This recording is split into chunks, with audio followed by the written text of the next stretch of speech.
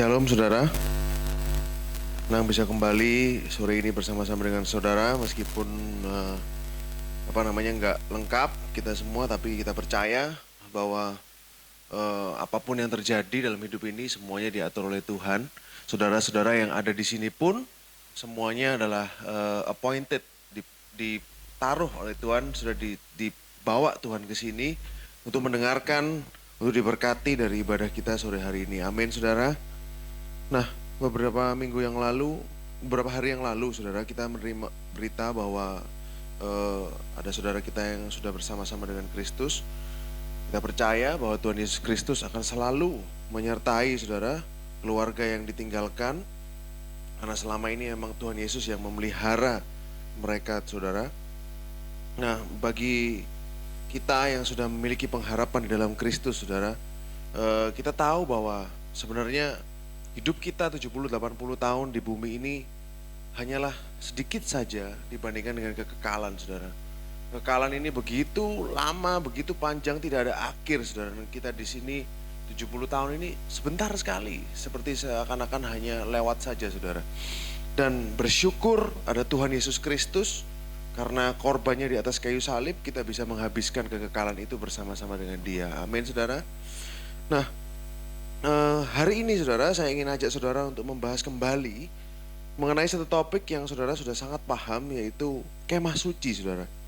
Nah, hari ini saya ingin ajak saudara untuk lihat lagi soal kemah suci ini dari perspektif yang berbeda. Saya yakin saudara akan diberkati, karena saya sendiri juga diberkati, saudara. Kita bisa melihat Kristus dari kemah suci ini. Mari kita baca bersama Keluaran 40 ayat 1 sampai ke 9. Ini overview sedikit tentang kemah suci, saudara ya. Dikatakan, berfirmanlah Tuhan kepada Musa, pada hari yang pertama dari bulan yang pertama haruslah engkau mendirikan kemah suci, yakni kemah pertemuan. Perhatikan namanya, saudara, kemah suci, kemah pertemuan. 3, kau tempatkan di dalamnya tabut hukum dan kau pasanglah tabir tirai sebagai penudung di depan tabut itu. 4, kau bawalah ke dalamnya meja dan taruhlah di atasnya perkakas menurut susunannya. Kau bawalah ke dalamnya kandil dan kau pasang lampu-lampunya di atasnya. Kandil ini menorah, ya, saudara ya, nanti saya akan tunjukkan gambarnya. Yang kelima, kau taruhlah mezbah emas untuk membakar ukupan. Ini altar of incense, mezbah ukupan di depan tabut hukum. Kau gantungkanlah tirai di pintu kemah suci. Jadi ada tirai, di baliknya ada tabut perjanjian, ruang maha kudus, lalu di depannya adalah mezbah ukupan untuk bakar dupa, saudara. Lalu 6, kau taruhlah mezbah korban bakaran di depan pintu kemah suci. Mezbah ini di luar, yakni kemah pertemuan itu. Ayat 7, kau taruhlah bejana pembasuhan. Jadi ada seperti suatu bejana, suatu tempat untuk pembasuhan yang isinya air di situ, di antara kemah pertemuan dan mezbah. Jadi urutannya mezbah dulu, bejana, baru masuk dalam kemah suci. Lalu kau taruhlah air ke dalamnya. 8, haruslah kau buat pelataran keliling dan kau gantungkan tirai pintu gerbang pelataran itu. Jadi ada seperti halamannya, saudara ya, di pelataran itu. 9, kemudian kau ambillah minyak urapan dan kau urapilah kemah suci dengan segala yang ada di dalamnya. Demikianlah harus engkau menguduskannya dengan segala perabotannya sehingga menjadi kudus. Saudara, kalau kita lihat, kita teliti lebih lanjut, dimensi dari kemah suci ini, ukurannya itu gak besar, saudara. Jadi kemah sucinya sendiri itu cuman 4,6 meter kali 13 meter, saudara, 13,5 meter. Nah itu saudara bisa bayangkan seberapa besar kemah suci. Mungkin sama seperti ruangan ini, kurang lebih. Jadi 4,6 kali 13,7. Dari kemah suci ini kecil sekali, saudara. Dan tingginya itu cuma 2,5 meter kurang lebih. Kemah suci ini bukan sesuatu yang majestic, sesuatu yang besar, megah. Enggak, saudara. Lalu ruang maha kudus, tempat Tuhan tinggal, saudara bisa bayangin luasnya berapa? Boleh ditunjukin diagramnya. Ruang maha kudus itu cuma 4,6 kali 4,6 meter. Mungkin sama kamar saya, lebih besar sedikit, saudara.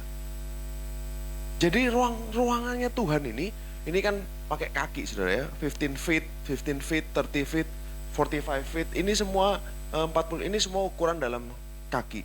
Tapi kalau saudara lihat ruang Maha Kudus itu sebenarnya 4,6 kali 4,6 meter. Kecil sekali saudara. Kecil sekali, bahkan dari kamar saya aja lebih besar sedikit seperti yang saya katakan tadi. Saudara, kalau saudara lihat ini, saudara semakin tahu saudara ya. Jadi di atas itu adalah meja roti. Di sini ini adalah di dekatnya tabir ini, yang merah itu adalah tabir bait suci, depannya itu adalah mesbah ukupan, lalu yang di bawah ini adalah menorah. Di dalam itu adalah saudara tahu sendiri semua apa? Tabut perjanjian. Nah, saudara lihat apa yang Tuhan kita lakukan. Dia suruh Musa dan bangsa Israel bikin tenda ini saudara, bikin kemah ini. Karena dia mau ada bersama-sama dengan mereka. Karena Tuhan mau ada bersama-sama dengan bangsa Israel. Tidak ada Tuhan manapun saudara di sekitar, ibaratnya di sejarah zaman dulu, Tuhannya orang Mesir, Tuhannya orang Persia, Mesopotamia, Tuhannya orang Yunani. Gak ada Tuhan-Tuhan atau dewa-dewa yang mau tinggal di kemah. Kecuali Tuhan kita saudara. Hanya Yahweh ini loh saudara, yang mau tinggal di kemah sama seperti umatnya tinggal di kemah. Kenapa dia tinggal di kemah? Karena pada waktu itu bangsa Israel masih berpindah-pindah di padang gurun, masih tinggal di kemah, sesuatu yang tidak permanen. Makanya Tuhan mau turun ke levelnya umatnya saudara. Tuhan kita ini Tuhan yang sangat cinta dan sangat rendah hati. Dia gak minta sesuatu yang besar-besar saudara, tapi dia mau tinggal di ruangan cuma 4,6 kali 4,6 ruangannya dia. Kalau saudara masuk ke Pantheon, saudara masuk saudara ke Yunani, saudara lihat kuil Zeus, besar semuanya. Ruangan Tuhan itu besar, ada patungnya besar di situ saudara. Tapi Tuhan kita kecil sekali. Betapa rendah hatinya dia saudara. Betapa dia begitu, hatinya begitu baik, dia mau ada bersama-sama dengan umatnya dan mengalami apa yang umatnya alami. Sama seperti umatnya tinggal di tenda, dia juga mau tinggal di tenda saudara.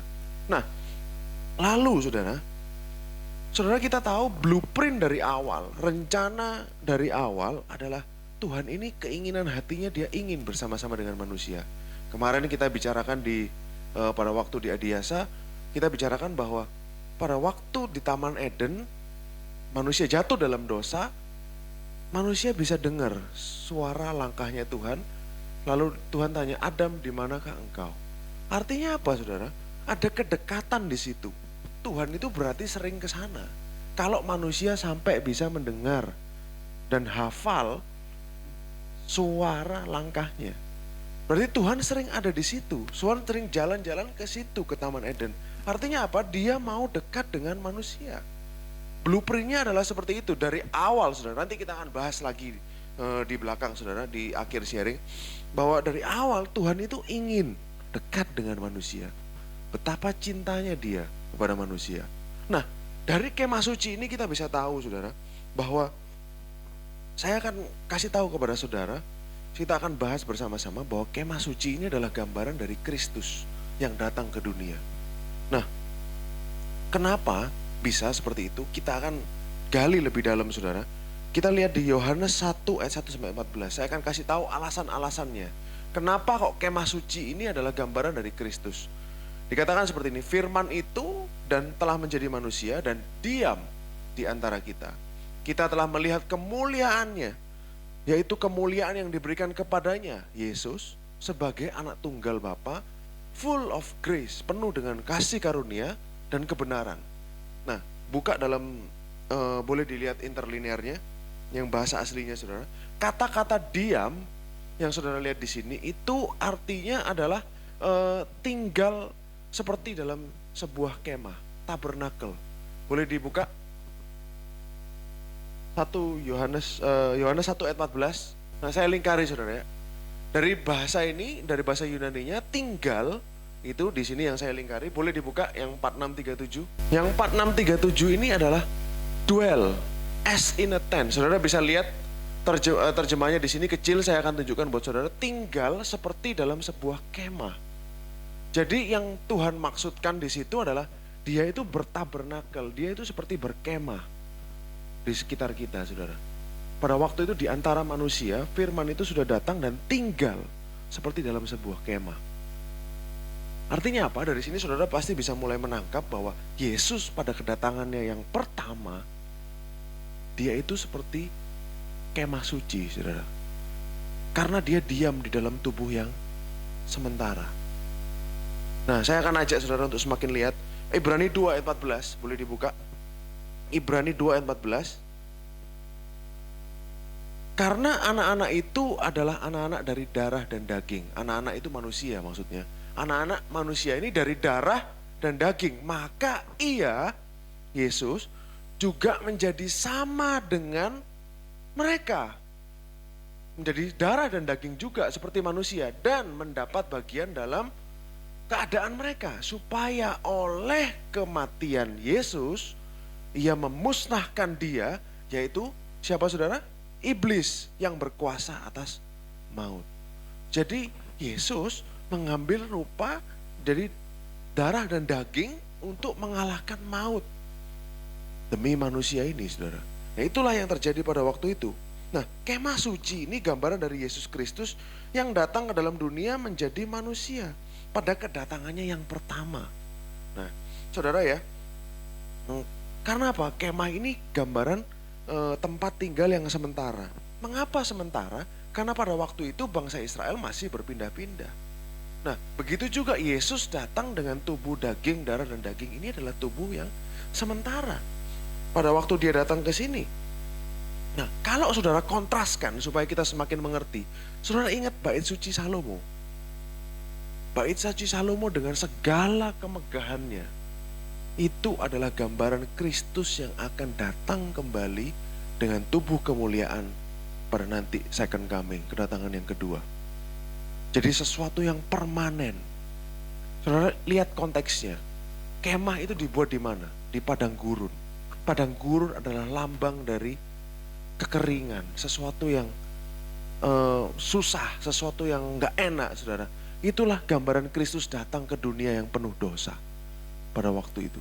Sedangkan kontraskan supaya saudara bisa mengerti dengan bait suci Salomo. Bait suci Salomo didirikan di mana, saudara? Di Yerusalem. Sudah settle semuanya, sudah baik. Itu adalah gambaran Kristus yang akan turun nanti dan memerintah pada saat kerajaan 1000 tahun. Jadi sesuatu yang jadi tubuhnya dia pada waktu dia datang yang pertama itu enggak permanen. Nah, pada waktu kan dia masih tubuh sama seperti kita, saudara dan saya. Nanti pada saat kedatangannya yang kedua, itu dia seperti bait suci Salomo.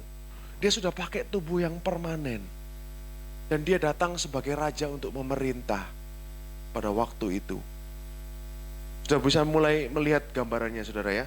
Jadi bahkan Yesus Kristus itu katakan di Injil Matius, Yerusalem itu adalah city of the great king. Jadi Yesus sebutkan sendiri di Injil Matius, itu adalah kota raja besar. Siapa raja besarnya, saudara? Dia sendiri. Dia nanti yang akan memerintah di situ dengan tubuh kemuliaan. Yerusalem is a city of a great king, the city of the great king. Jadi kita lihat gambaran kemah suci ini, saudara. Kita semakin tahu bahwa ini adalah gambaran Kristus yang datang pada kedatangannya yang pertama. Oleh karena itu, Rasul Paulus itu menuliskan. Nah, jadi saudara, saya seringkali sampaikan di sini bahwa semakin hari kita semakin mengerti kata-katanya rasul-rasul itu dapat dari mana. Semakin saudara gali di perjanjian lama, saudara akan temukan rasul-rasul itu ngomong bukan tanpa dasar. Semua ada dasarnya di perjanjian lama. Ini kita dibukakan oleh Tuhan untuk melihat jalan pikirannya Rasul Paulus pada waktu itu. Apa yang Tuhan nyatakan kepada dia di 2 Korintus 5 ayat 1. Nah, ini kan ayat yang sering kita baca, saudara. Karena kami tahu bahwa jika apa, saudara?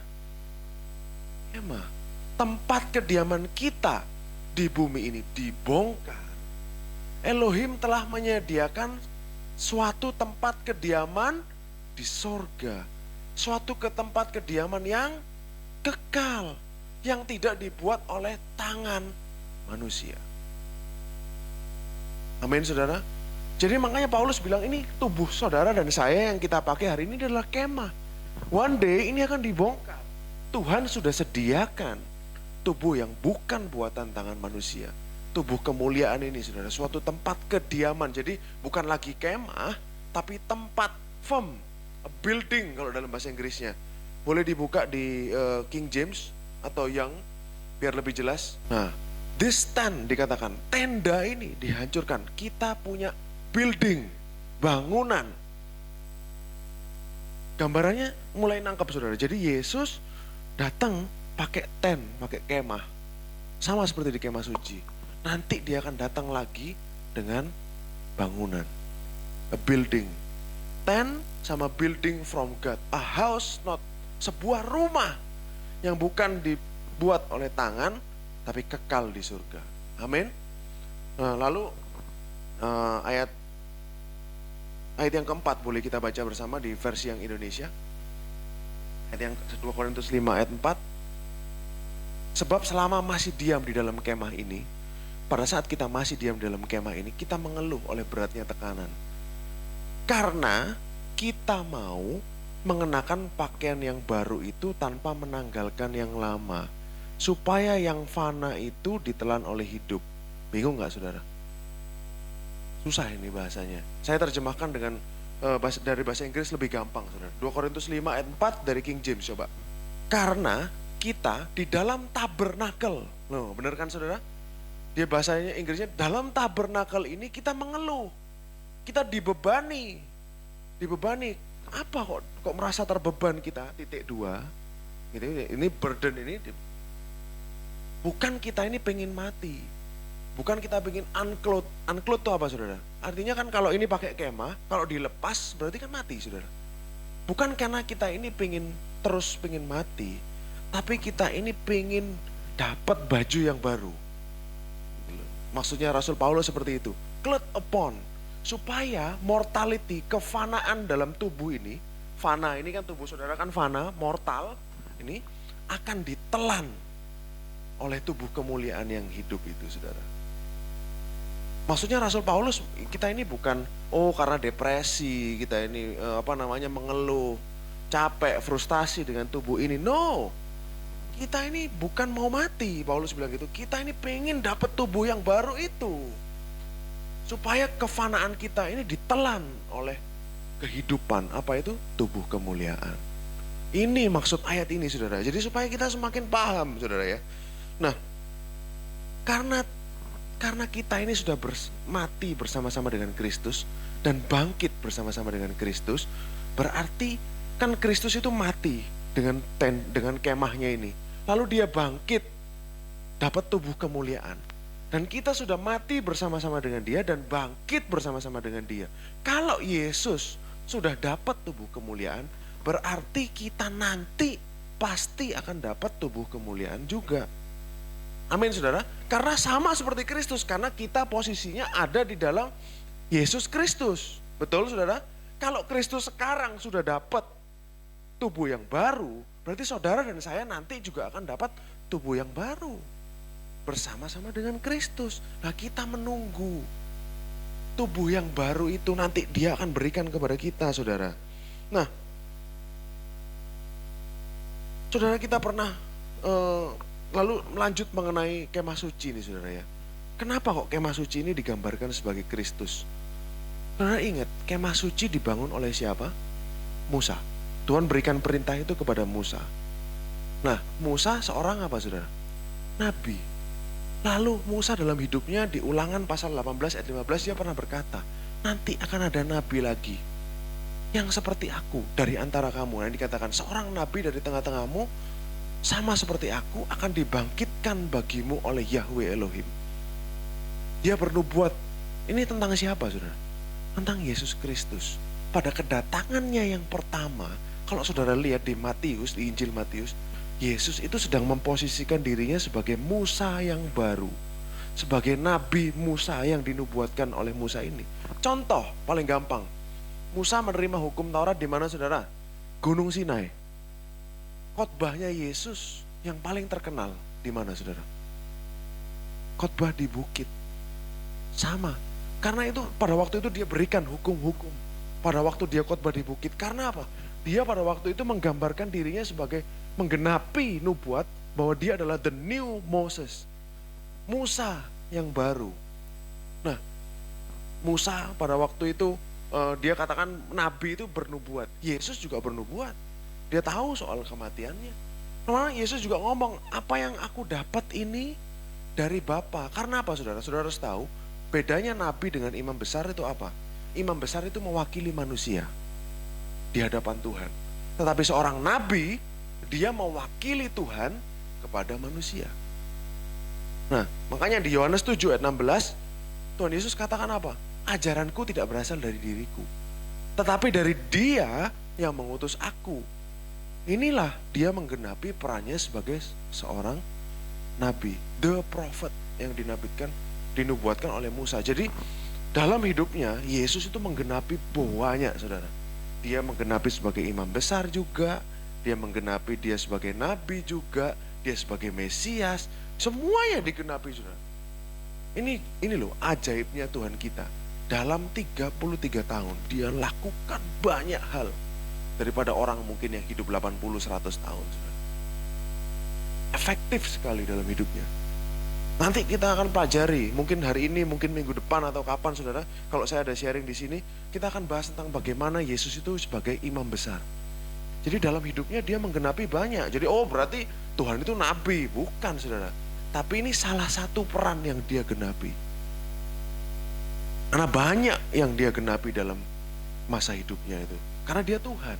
Dia tidak terbatas seperti kita, saudara. Dia bisa lakukan semuanya bersamaan. Sampai sini saudara bisa mengikuti, saudara ya. Nah, lalu kalau saudara ingat, bait kemah suci ini Yesus sebagai nabi. Kemah suci di padang gurun dibuat oleh Musa. Lalu bait suci Salomo, yang buatkan Salomo, saudara. Perannya Salomo apa? Salomo sebagai apa, saudara? Sebagai raja. Salomo sebagai raja, dia bangun bait suci. Yesus pada saat nanti kedatangannya yang kedua, dengan tubuh kemuliaan, dia akan memerintah sebagai raja. Jadi saudara bisa lihat paralelnya. Alkitab saudara ini buku yang sangat-sangat ajaib. Bisa artinya itu bisa berlapis-lapis.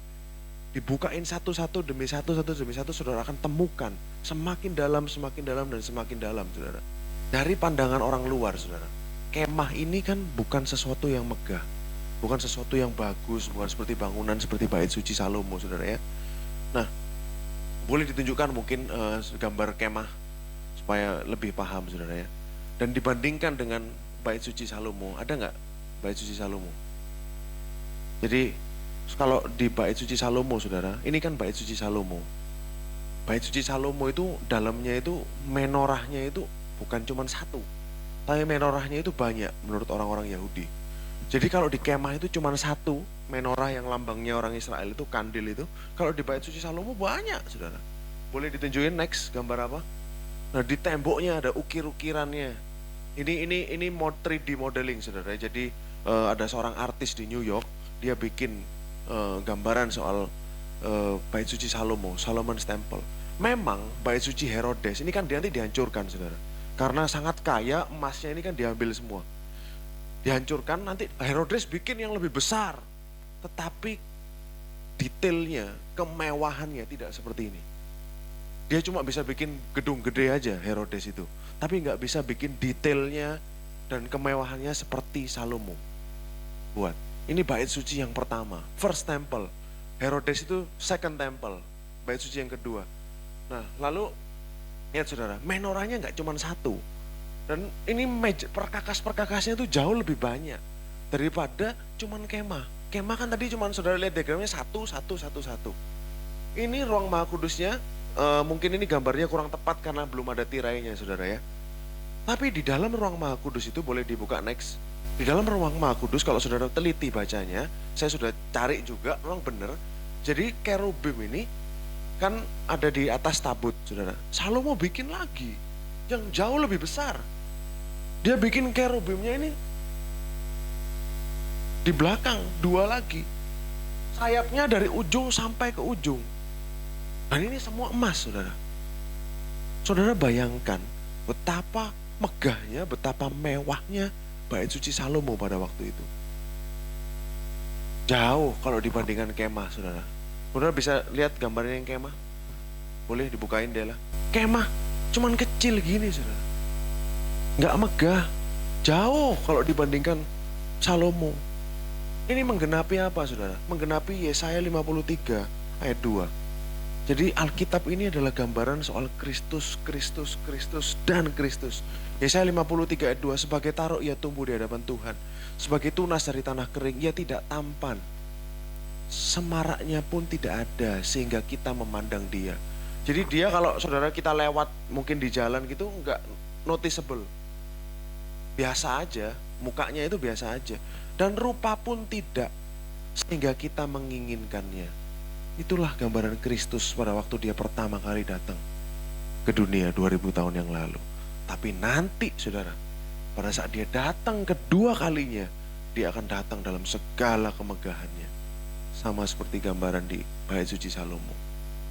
Amin saudara. Itulah yang kita nanti-nanti. Nah, saudara, kalau saudara lihat Tuhan yang begitu ajaib, Tuhan yang begitu besar, dia sengaja, padahal dia penuh dengan kemuliaan, penuh dengan segala sesuatu yang indah, tapi dia sengaja taruh, simpan semuanya itu dalam tubuh Yesus Kristus, yang bahkan katanya menarik pun tidak, semaraknya pun tidak ada. Jadi sesuatu yang besar itu dia masuk, dia bisa selubungi itu, seperti nggak kelihatan, saudara. Jadi di dalam Yesus itu ada kemuliaan yang begitu besar. Kalau saudara bisa lihat tadi bait suci Salomo yang begitu megah, begitu penuh dengan kemuliaan, itu semuanya ada di dalam pribadi Kristus. Dan semua kemuliaan itu kalau saudara ada di dalam Kristus dan Kristus di dalam saudara, itu ada di dalam kita, saudara. Kuasa, kemuliaan, keindahan yang begitu luar biasa itu ada di dalam saudara dan saya. Makanya kemarin Pentakosta kita rayakan hari pencurahan Roh Kudus. Itu Tuhan tinggal di dalam kita. Seringkali Pentakosta ini diremehkan, saudara. Oh, ini cuman ya udahlah Pentakosta. Tapi sebenarnya itu adalah mujizat yang luar biasa. Sehingga Tuhan bisa diam di dalam kita. Tuhan kok mau masuk di dalam debu? Kita kan debu tanah, saudara. Tuhan yang begitu indah, begitu mulia, mau masuk di dalam debu tanah. Itu sesuatu yang luar biasa. Sadari apa yang ada di dalam saudara. Sadari apa yang saudara miliki di dalam saudara. Karena korban Kristus. Dan hidup saudara akan berubah. Cara pandang saudara akan mulai berubah. Dan akhirnya hidup saudara akan ikut dirubahkan. Amin saudara. Nah, lalu kalau saudara lihat di Keluaran 30 tadi yang kita baca. Nama lainnya dari kemah suci ini apa saudara? Kemah pertemuan. Tent of meeting. Jadi tempat di mana Tuhan bertemu dengan umatnya. Betul saudara ya. Jadi Tuhan bertemu dengan umatnya di situ. Kalau saudara yang mungkin saudara sedikit yang kemarin datang di hari Sabtu, kalau saudara lihat tempel itu, sigurat itu, surga bertemu dengan bumi. Yang menghubungkan tangga itu. Yesus itu adalah tangga itu. Sama di sini saudara. Nah, kalau saudara lihat Yohanes 14 ayat 6 sampai 7.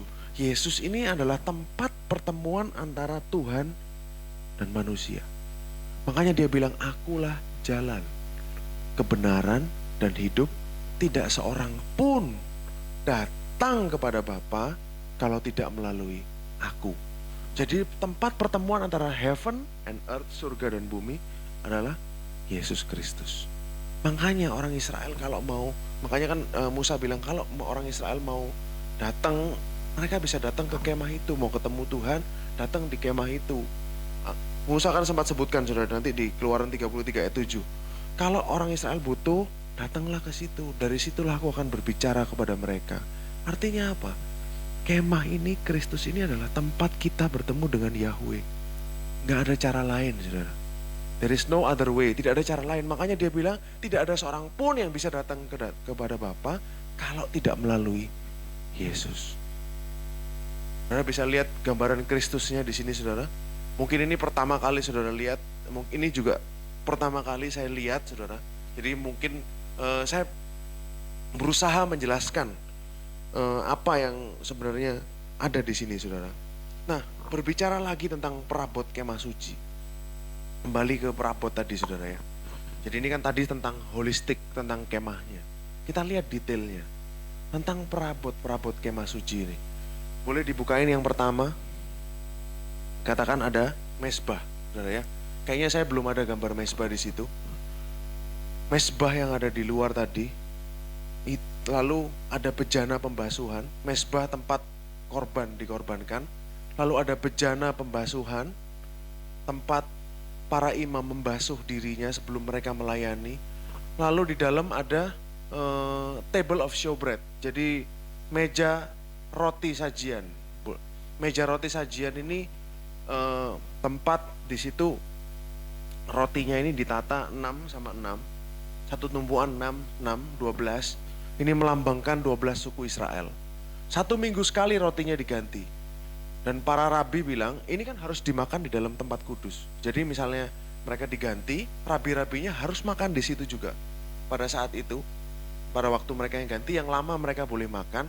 Dan rabi-rabi bilang, roti ini selama dia di dalam tempat kudus, gak pernah bisa busuk. Karena sesuatu yang dekat dengan Tuhan, itu gak ada kematian, saudara. Pada saat dekat dengan Tuhan, ini kematian ini minggir. Bahkan roti ini nggak bisa busuk. Ini menurut tradisi Yahudi, saudara ya. Jadi 7 hari roti ini diganti. Nah, terus setelah melambangkan 12 suku Israel, saudara ya. Lalu lanjut menorah, lanjut golden lampstand, yes. Jadi ini yang dibuat Temple Institute di Yerusalem hari ini, terbuat dari emas, semuanya terbuat dari emas. Jadi kalau tadi meja itu kayu, lalu dilapisi emas. Tapi kalau ini pure emas, murni, semuanya terbuat dari emas. Ini juga melambangkan Kristus. Lalu yang terakhir sebelum kita masuk ke dalam ruang Maha Kudus adalah mesbah ukupan. Boleh dibukain? Altar of incense. Di depan bait ruang Maha Kudus, dia bakar ini, saudara. Dia bakar incense. Dia bakar dupa. Lalu baunya ini akan penuh di satu ruangan itu, bahkan masuk ke dalam ruang Maha Kudus. Jadi aroma yang manis, aroma yang wangi di hadapan Tuhan. Ini yang dilakukan imam. Nah, imam ini harus membakar dupa ini setiap hari, pagi dan sore. Setiap hari, pagi dan sore. Nanti saudara bisa pelajari, mungkin saya akan ceritakan lebih lanjut bahwa bahan-bahannya ini yang dibuat untuk buat dupa itu yang kita lihat pada waktu itu di Temple Institute, itu semua adalah gambaran Kristus. Nah, lalu masuk di dalam, ada yang terakhir adalah tabut perjanjian. Boleh dibukain? Nah, tabut perjanjian ini, saudara. Nah, ini ada tirai, lalu ada tabut perjanjian. Tabut perjanjian itu yang benar harusnya ngadepnya seperti ini. Karena polnya itu tiangnya itu harus keluar. Tiangnya itu harus keluar ke arah tirai itu. Bukan malang gini, saudara, tapi dia tiangnya harus ke arah keluar. Nah, inilah tabut perjanjian. Di situ ada 2 kerub. Ini boxnya terbuat dari kayu yang dilapisi oleh emas. Lalu tutupnya yang disebut mercy seat, tahta kasih karunia atau tutup pendamaian. Jadi tutupnya ini aja dikasih nama tahta kasih karunia, saudara.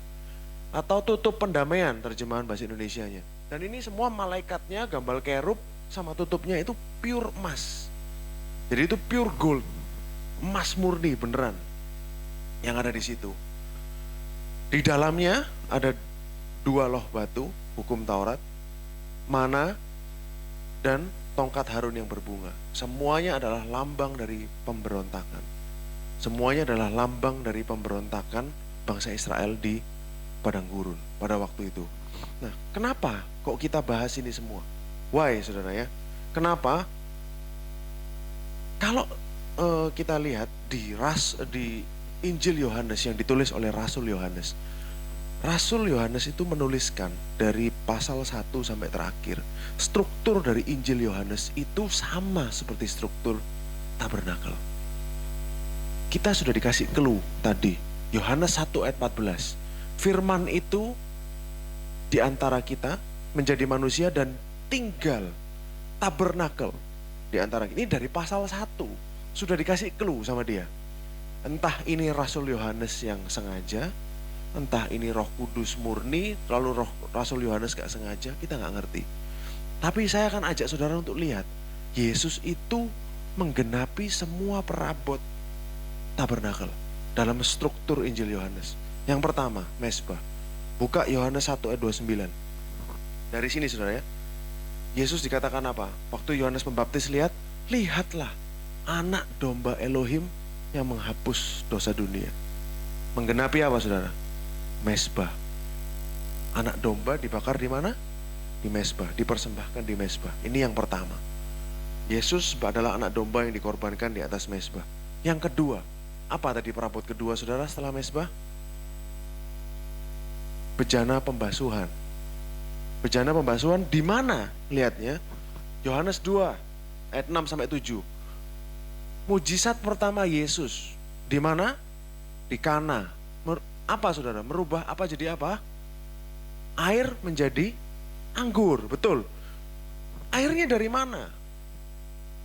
Di situ ada 6 tempayan yang disediakan untuk pembasuhan, untuk cuci kaki saudara, untuk apa? Dia membasuh dirinya. Jadi dari 6 pembasuhan menurut adat orang Yahudi masing-masing isinya 2-3 buyung. 7, Yesus bilang apa? Isilah tempayan ini penuh dengan air, dan mereka mengisinya sampai penuh. Yesus mengubah dari 6 bejana untuk pembasuhan itu jadi anggur. Artinya apa saudara? Apa yang Yesus sedang sampaikan? Dia adalah bejana pembasuhan yang sejati. Dirubah jadi anggur. Anggur itu adalah darah. Artinya apa? Yang menyucikan manusia bukan air pembasuhan, tapi darah Kristus. Yang membersihkan itu kan untuk membersihkan saudara. Imam sebelum masuk ke tempat kudus. Yang ibaratnya supaya kita bisa masuk ke tempat kudus itu dalam kemah suci itu adalah darah Yesus yang membasuh kita. Itu message-nya saudara. Ini yang kedua. Yang kedua saudara ya.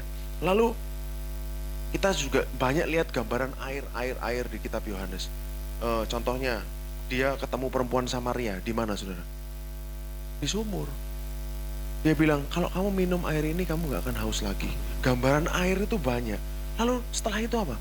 Dia menyembuhkan di kolam Bethesda.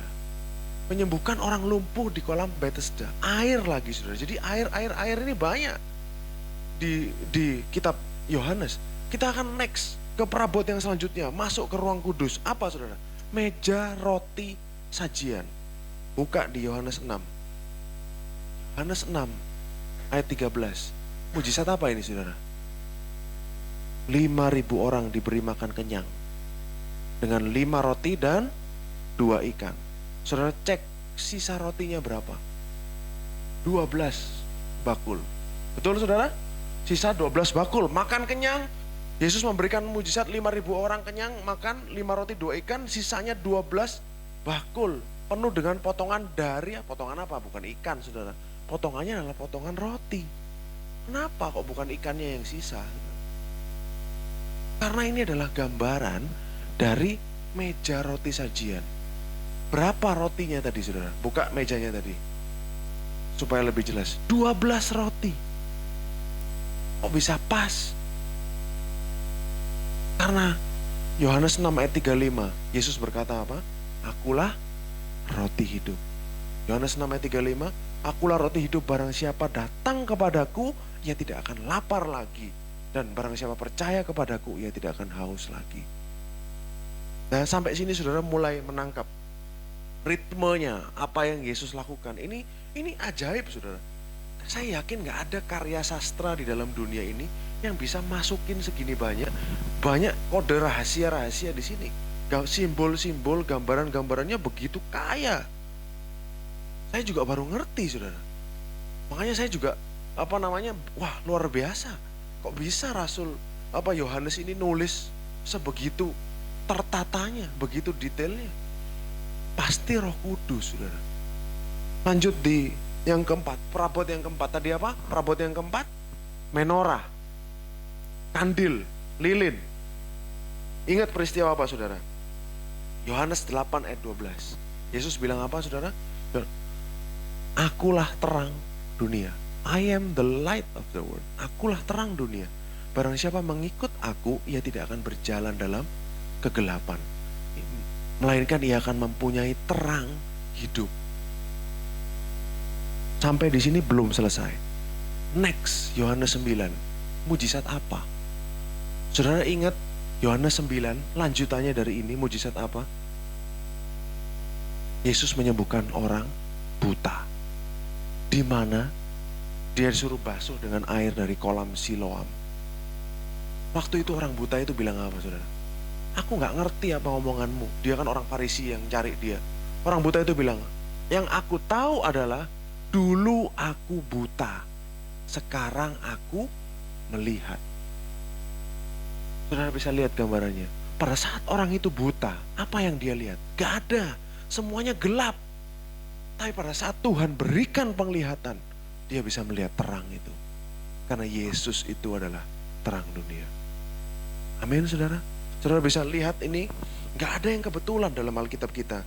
Lalu di yang selanjutnya, Mezbah ukupan, Yohanes 17. Mezbah ukupan ini kan saya ceritakan tadi, saudara. Ukupan ini adalah sebuah doa. Jadi dupa yang naik ini adalah prayer. Boleh, kenapa saya bilang gitu? Wahyu 5, boleh dibuka dulu Wahyu 5. Wahyu 5 ayat 8. Ketika ia mengambil gulungan kitab, tersungkurlah keempat makhluk dan ke-24 tua-tua di hadapan anak domba itu. Masing-masing memegang satu kecapi dan satu cawan emas penuh dengan kemenyan. Dalam bahasa aslinya bukan kemenyan, incense, dupa. Itu apa dupa itu, saudara? Titik 2, itulah doa orang-orang kudus. Nah, oke. Sekarang kita lihat lagi mezbah itu, saudara. Mezbah ukupan itu. Kenapa kok Yesus melambangkan mezbah itu, menggenapi mezbah itu? Why? Kalau saudara lihat di Yohanes 17 yang kita buka tadi, itu judulnya di perikop-perikop itu High Priestly Prayer. Jadi doa imam besar Yesus. Jadi Yesus itu berdoa seakan-akan dia ini imam besar. High Priestly Prayer. Dia berdoa untuk murid-muridnya dan kita yang akan percaya kepada dia. Dia bilang apa? Aku berdoa bukan untuk mereka, bukan untuk dunia, tapi untuk mereka yang telah engkau berikan kepadaku, sebab mereka adalah milikmu. Nah, lanjut ayat 10. Dan segala milikku adalah milikmu, milikmu adalah milikku, dan aku telah dipermuliakan di dalam mereka. Ayat 20. Dan bukan untuk mereka ini saja aku berdoa, tetapi juga untuk orang-orang yang percaya kepadaku oleh penderitaan mereka. Ini yang dilakukan imam besar, saudara. Imam besar doanya adalah apa? Dia ingat tadi saya bicarakan imam besar mewakili manusia di hadapan Tuhan. Nah, Yesus yang dia lakukan adalah dia berdoa menjadi penghubung, intercessor antara Tuhan dan manusia. Dia mewakili manusia berbicara kepada Tuhan. Itulah yang Yesus lakukan, saudara. Dan dengan dupa ini, itu doanya dia. Nah, lalu tadi kan saya ngomong, saudara, siapa yang membakar dupa pagi dan malam? Imam besar. Jadi Yesus pada waktu dia berdoa ini, dia menggenapi itu altar of incense, tak mezbah ukupan. Doanya ini, makanya kalau berdoa itu selalu ngomong dalam nama Yesus Kristus. Karena apa? Sudah saya ceritakan kepada saudara, yang dibakar, wangi-wangian yang dibakar ini, itu semua adalah lambang Yesus Kristus. Jadi pada saat doamu itu dialaskan dengan dalam nama Yesus Kristus, doa yang naik tadi kan dupa itu doa, itu gabung dengan karya Kristus di atas kayu salib. Jadi baunya ini bagi wangi-wangiannya bagi Bapa di surga yang di ruang Maha Kudus itu baunya mengingatkan dia akan anaknya Yesus Kristus. Bapa hanya bisa disenangkan oleh anaknya. Jadi pada saat saudara berdoa, dalam nama Yesus Kristus kita berdoa, saudara itu sedang menyatukan antara apa yang jadi doa saudara dengan karya Kristus di atas kayu salib. Jadi Bapa lihat itu jadi satu. Amin saudara. Nah ini gambaran-gambaran yang kita bisa lihat dari perjanjian lama sebenarnya. Lalu yang terakhir saudara, tabut perjanjian, the Ark of the Covenant. Ini Pastor Lily sudah pernah cerita 3-4 minggu mungkin sebulan yang lalu, di mana di kitab Yohanes kita bisa melihat tabut perjanjian, di mana pada saat Yesus bangkit. Saudara buka Yohanes 20 ayat 6-7. Maka ini kan pada waktu itu Yesus bangkit, Maria lihat kuburnya kosong, dia panggil Petrus, Yohanes, lalu mereka lari dalam situ. Petrus masuk dulu, habis itu setelah dikonfirm gak ada mayat, Yohanes masuk. Dikatakan seperti ini, maka datanglah Simon Petrus menyusul dia. Dan di minggu pagi itu, dan masuk ke dalam kubur itu, ia melihat kain kapan terletak di tanah. Ini salah terjemahan saudara. Gak pernah dalam bahasa aslinya disebutkan kain kafannya taruh di tanah. Enggak. Cuman disebut lying there. Cuma disebut terletak di situ. Tidak disebutkan di tanah, enggak saudara. Tapi terletak di situ. Ini tanah ini nambah-nambahin. Ayat 7. Sedang kain peluh yang tadinya ada di kepala Yesus tidak terletak dekat kain kapan, tetapi agak di samping di tempat yang lain sudah tergulung. Lanjut di ayat 11, Akhirnya Yohanes Petrus pulang. Dikatakan apa saudara? Maria berdiri dekat kubur, Maria Magdalena, dan menangis. Sambil menangis ia menjenguk ke dalam kubur itu. Jadi Maria sangat sedih dan dia lihat dalam kubur. Tampaklah olehnya 2 orang malaikat berpakaian putih. Yang seorang duduk di sebelah kepala, yang lain di sebelah kaki. Rasul Yohanes tulis dengan detail. Satu di kepala, satu di kaki. Berarti di tengahnya apa? Tubuhnya. Kain tadi yang terletak di situ, ya di situ kainnya saudara. Ya kainnya ya di situ di antara 2 malaikat ini.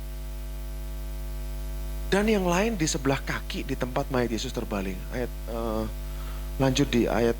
Nah, di sini kita lihat saudara, dari 11-12 ini, saudara bisa lihat ini kan lambang dari tabut perjanjian. Tabut perjanjian tadi sudah lihat gambarnya, kalau boleh dibukain lagi. Ada 2 malaikat yang di situ, 2 malaikat di kanan dan di kiri.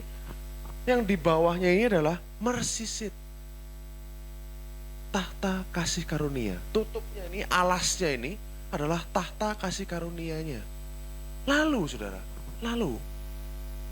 kalau kainnya itu ada di situ, kalau kainnya ini ada di antara, terbaring di situ, ya most likely pasti ada di antara ini. Kemungkinan besar adalah di antara 2 malaikat ini. Gambaran apa yang saudara dapat? Kain ini pasti ada darahnya saudara. Kemungkinan besar kain ini ada darahnya.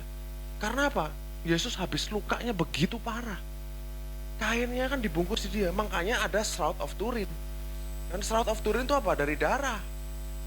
Karena most likely kemungkinan besar kain yang terbaring di kubur Yesus itu, di antara 2 malaikat itu ada darahnya.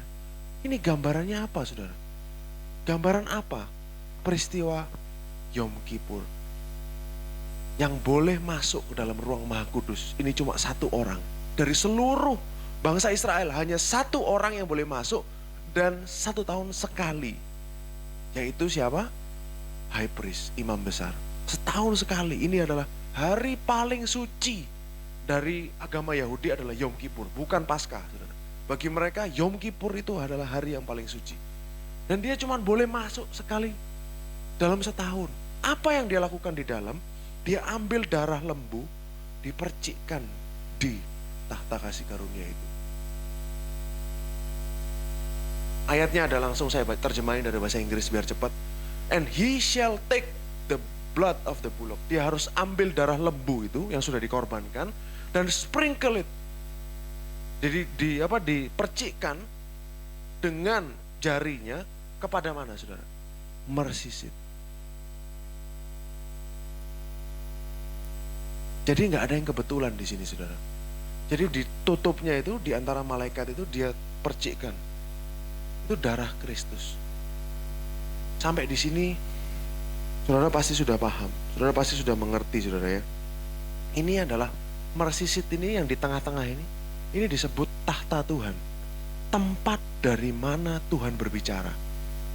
Kalau saudara lihat di Keluaran 25 ayat 22, di situ, nah ini, di sanalah aku akan bertemu dengan engkau. Di atas tutup pendamaian dari antara kedua kerub itu. Jadi Tuhan itu ngomong dari antara dua malaikat itu saudara. Kalau pada waktu itu di perjanjian lama, aku akan berbicara dengan engkau tentang segala sesuatu yang kuperintahkan kepadamu untuk disampaikan kepada orang Israel. Jadi tahta kasih karunia ini adalah tahtanya Tuhan. Di situ Tuhan ngomong. Lalu diperciki darah sama dia. Berarti apa saudara? Yesus ini menggenapi. Yom Kippur itu digenapi.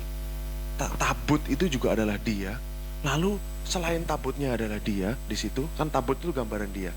Pada waktu dia mati, ini dia menjadi imam besar, tapi pakai darahnya sendiri. Seperti yang kita baca di Ibrani 9. Ibrani 9 boleh dibuka. Tetapi Kristus telah datang. Ini menjelaskan apa yang terjadi saudara. Jadi apa yang rasul-rasul tulis itu menjelaskan apa yang terjadi sebelumnya. Mereka pasti ada alasannya ngomong gini. Kristus telah datang sebagai imam besar untuk hal-hal yang baik dan yang akan datang. Ia telah melintasi kemah yang lebih besar dan yang jauh lebih sempurna yang bukan dibuat tangan manusia. Artinya yang tidak termasuk ciptaan ini. 12. Ia telah masuk sekali untuk selama-lamanya. Imam besar masuk sekali tiap tahun, saudara. Tapi Yesus Kristus kita, dia masuk ke ruang Maha Kudus itu sekali untuk selama-lamanya ke dalam tempat yang kudus, bukan dengan darah domba jantan atau darah anak lembu. Dengan apa? Dengan darahnya sendiri. Dan dengan itu ia mendapat kelepasan yang kekal. Ini terjemahnya jelek, saudara. Dalam bahasa Inggris lebih jelas, redemption. Dia sudah melakukan penebusan yang kekal. Dia sudah menebus saudara dan saya dengan kekal. Dengan darahnya.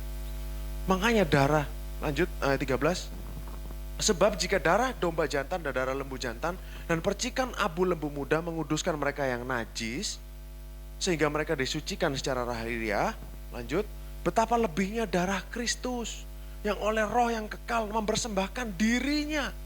Jadi kalau dulu imam besar itu mempersembahkan lembu saudara. Ini imam besar kita mempersembahkan dirinya sendiri. Dia bawa darahnya sendiri ke dalam ruang Maha Kudus itu. Kepada Elohim sebagai persembahan yang tak bercacat akan menyucikan hati nurani kita dari perbuatan yang sia-sia supaya kita dapat beribadah kepada Elohim yang hidup. Jadi Yesus pada saat dia mati itu dia juga jadi imam besar. Dia bawa darahnya sendiri persembahkan kepada Bapa sebagai penyucian. Amin saudara. Sekarang saudara semakin mengerti saudara ya. Kita sama-sama semakin mengerti, semakin paham apa sebenarnya yang sedang terjadi di situ. Karya Kristus itu sungguh luar biasa. Ada satu lagi perabot yang belum saya sebutkan. Kalau saudara teliti, pasti saudara akan tahu. Yang belum disebutkan adalah tabir. Tabir bait suci belum disebutin. Kenapa saudara? Saya ingin ajak, ini sebagian yang terakhir dari sharing saya hari ini. Mungkin topiknya agak berat saudara, tapi ini yang sudah yang terakhir. Keluaran 26 ayat 31. Haruslah kau buat tabir. Ini Musa dikasih tahu Tuhan. Kau buat tabir dari kain ungu tua, kain ungu muda, kain kirmisi, lenan halus yang dipintal benangnya. Haruslah kau dibuat dengan ada kerubimnya. Jadi Tuhan spesifik ngomong, kamu buat tabir, harus ada kerubimnya. Tuh, kerubim kan sudah ada di tabut perjanjian. Tapi ini Tuhan minta lagi. Dalam tabirnya itu harus ada kerubimnya buatan ahli tenun. Ini kemah suci saudara ya. Kita lihat sekarang. Saudara ingat, yang terbelah menjadi dua, itu tabirnya bait sucinya siapa? Bait sucinya Herodes. Yang kedua, bait suci Herodes itu lebih besar daripada bait suci Salomo, tinggi dan lebar saja, tapi mewahnya enggak. Tingginya berapa saudara? 18 meter. Jadi orang Yahudi dengan early tradisinya dia rabi-rabi itu tulis, tabir yang terbelah jadi dua itu tingginya 18 meter, tebalnya 10 cm. 10 cm segini ya. Makanya itu sesuatu yang ajaib. Siapa yang bisa membelah 18 meter ke bawah? Kalau nggak Tuhan sendiri. Jadi kenapa kok Tuhan lakukan itu? Kenapa? Gambaran apa yang Tuhan ingin kita belajar, saudara? Jadi, nah kita lihat di 2 Tawarik 3 dulu. 2 Tawarik 3, saya ingin tunjukin di tabirnya Herodes dan Salomo, kan sudah jadi bait suci. Nggak mungkin dong, kemah suci kan cuma 2 meter. Dan ini kan lebih tinggi. Pada saat Salomo bikin tabir, dia bikin apa? Tabir dari kain ungu tua, kain ungu muda, lana halus, dan menggambarkan kerubim. Jadi di bait suci Salomo pun tabirnya ada gambar kerubim. Boleh dibukain, Dela, tak gambar kerubimnya yang ditabir. Nah, pada saat tabir bait suci terbelah menjadi 2, orang bisa lihat ruang Maha Kudus. Ruang Maha Kudus terbuka. Tapi sayangnya di zaman Herodes, ruang Maha Kudusnya sudah kosong. Josephus menuliskan, ruang Maha Kudusnya di zaman Herodes itu nggak ada isinya. Karena tabutnya ini sudah hilang, tersembunyi. Karena Tuhan lakukan itu pasti dengan rencananya dia. Karena dia sudah nggak, tabut itu sudah digenapi dalam Yesus Kristus. Jadi saudara, ini terbelah menjadi 2. Kerubimnya ini terbelah jadi 2. Kalau orang Yahudi, memakai perspektif orang Yahudi, imam-imam setiap hari masuk, lihat tabir yang begitu besar, ada gambar kerubimnya, kira-kira ingat apa saudara? Ingat apa saudara? Ada kerubim. Pohon kehidupan. Saudara ingat di Taman Eden, waktu manusia berdosa, Tuhan bilang apa? Jangan sampai mereka makan dari pohon kehidupan ini. Nanti mereka akan hidup selama-lamanya setelah mereka jatuh dalam dosa. Lalu Tuhan menempatkan beberapa kerubim. Jadi bukan 2. 2 itu gambaran saudara. 2 itu ilustrasi. Tapi kerubimnya tidak disebutkan berapa. Tapi Tuhan sebutkan dia menempatkan kerubim supaya nggak ada akses. Supaya nggak ada akses menuju ke pohon kehidupan. Di Kejadian 3 ayat 24, mungkin belum saya tulis. Kejadian 3 ayat 24. Dibuka aja biar semakin ngeh saudara ya. Apa sih sebenarnya? Kenapa sih Tuhan itu? Apa yang Tuhan lakukan supaya manusia ini nggak masuk ke pohon kehidupan? Ia menghalau manusia dari sebelah timur Taman Eden, ditempatkannya beberapa kerub dengan pedang yang menyala-nyala untuk menjaga jalan ke pohon kehidupan. Jadi saudara, yang dibalik tirai ini adalah pohon kehidupan. Betul saudara ya. Kan dijaga, kerub yang jaga, 2 kerub yang jaga. Kan ini tabut perjanjian. Berarti tabut perjanjian itu sama dengan pohon kehidupan. Yaitu adalah Tuhan sendiri. Pohon kehidupan itu adalah Yesus Kristus, Tuhan sendiri.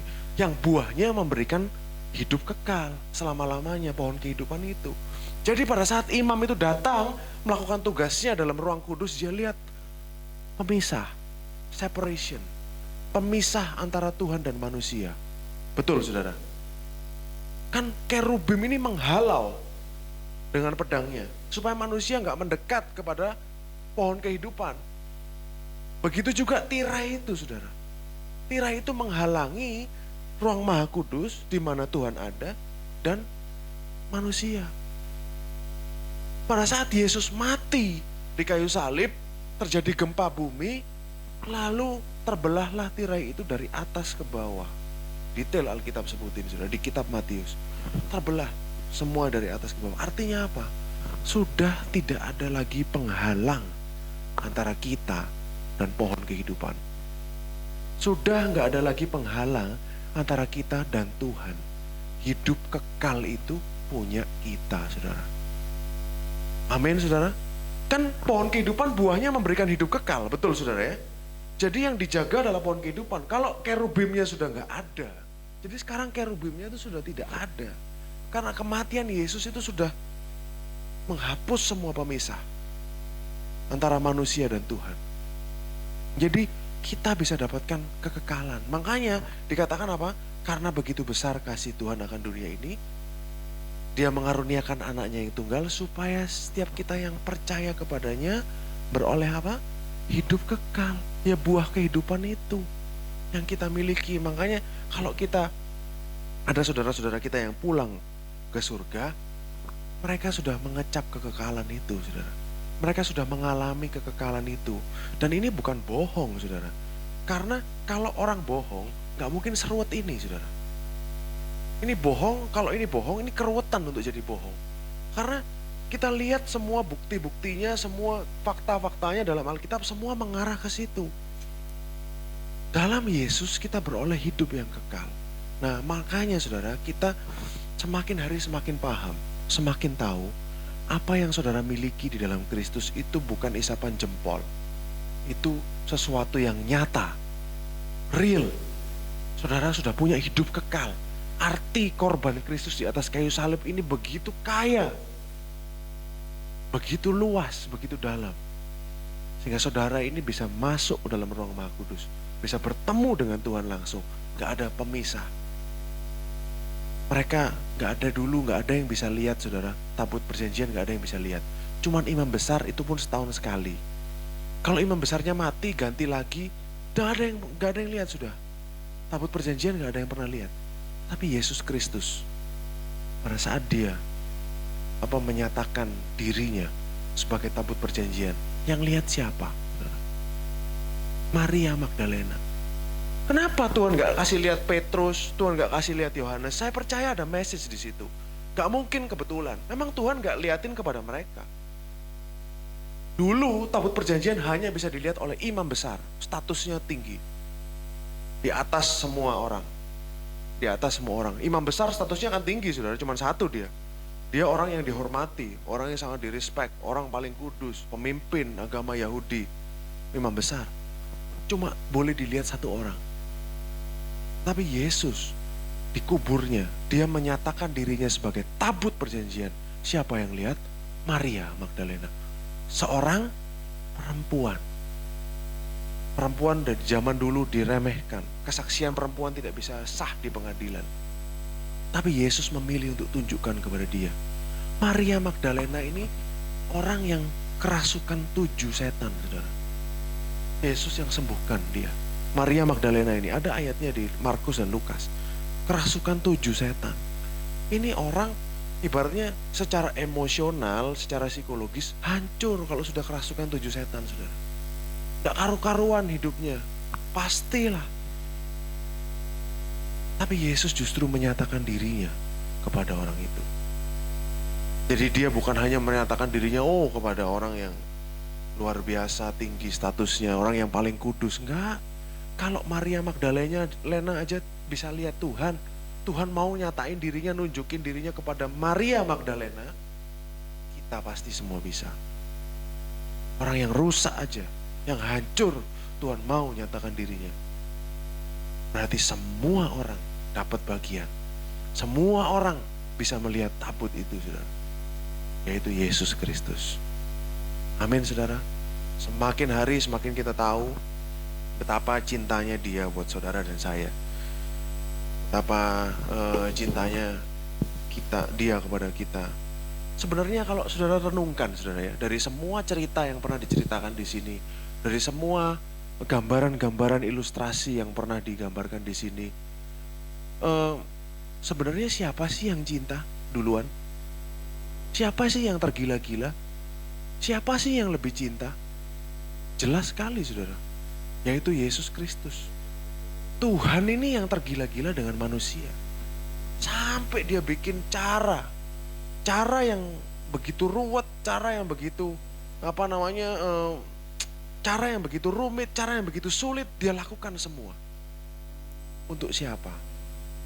Just to be with you. Cuma untuk pingin bisa bareng dengan saudara. Saudara bisa dibuka Wahyu 21 ayat 3 yang terakhir. Seperti yang sudah saya katakan, di awal blueprintnya, Tuhan itu di Taman Eden jalan-jalan. Dia ingin bareng dengan manusia, ingin dekat. Dari Taman Eden, Kejadian pasal 3, sudah kelihatan. Berarti Tuhan ini sering di Taman Eden. Tuhan ini sering. Di akhir Wahyu 21, kita bisa lihat, ini loh sebenarnya pengennya dia. Lihatlah, kemah Elohim ada di tengah-tengah manusia. Dan ia akan diam bersama-sama dengan mereka. Mereka akan menjadi umatnya. Dan ia akan menjadi Tuhan mereka. Jadi dari awal sampai akhir misinya itu satu, saudara. Sudah kelihatan nih garisnya, saudara bisa lihat. Dia ingin bersama-sama dengan kita. Begitu cintanya dia ingin bersama-sama dengan saudara dan saya. Sampai dia lakukan semua yang tersulit pun dia jalani.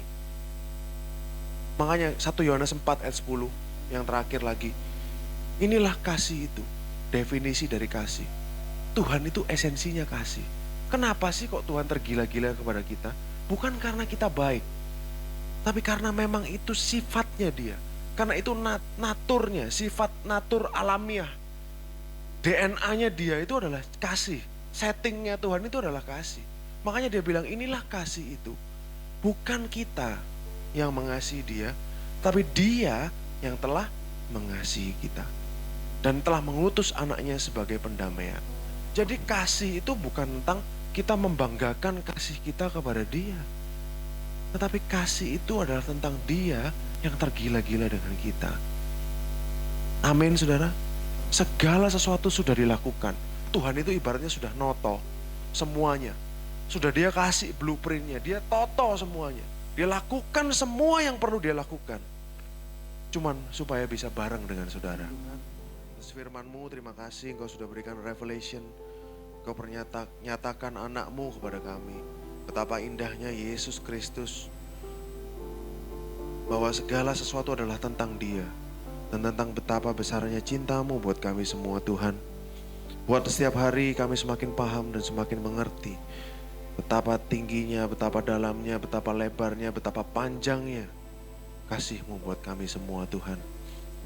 Saya selesai berbicara Tuhan, tetapi Engkau yang terus berbicara dalam hati jemaat NCC. Supaya mereka semakin hari semakin tahu dan semakin mengalami cinta-Mu yang begitu besar buat mereka. Terima kasih Yesus, di dalam nama Yesus Kristus kami berdoa dan mengucap syukur. Haleluya. Amin. Mari beri kemuliaan buat Tuhan kita Yesus.